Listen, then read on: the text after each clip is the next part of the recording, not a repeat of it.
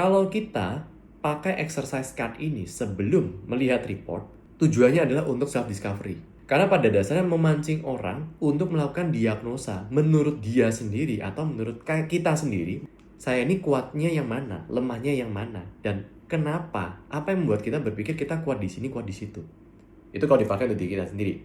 Tapi kalau kita pakai untuk observasi tim, kita bisa pakai kartu ini untuk membayangkan, menurut saya si B ini kuatnya di sikap, di kompetensi yang ini. Dia tuh lemah di sini A, B, C, D, E. Observasi dulu menurut kita. Tapi justru menariknya di sana.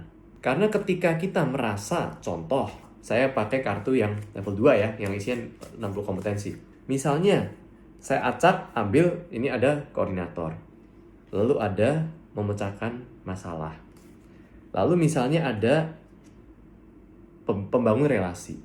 Bisa jadi saya merasa A ini, menurut saya dia tuh kuat di pembangun relasi, tapi lemah dalam koordinator. Memecahkan masalah oke lah, menurut saya.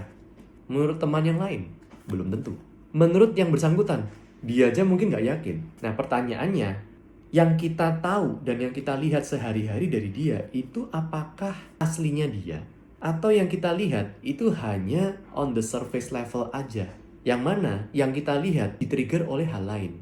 Nah, kalau kita pakai kartu ini sebelum kita melihat report, itu akan membantu dalam open conversation.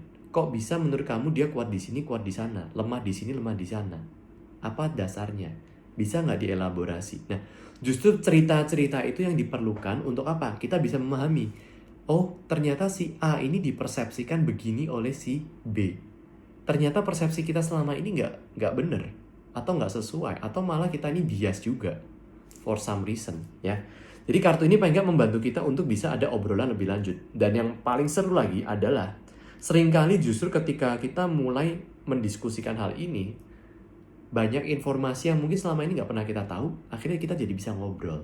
Kartu ini setidaknya bisa membantu kita untuk apa yang kita rasakan sebenarnya kira-kira dinamai apa. Itu kalau dipakai sebelum kita melihat report. Kita bisa melakukan self-discovery.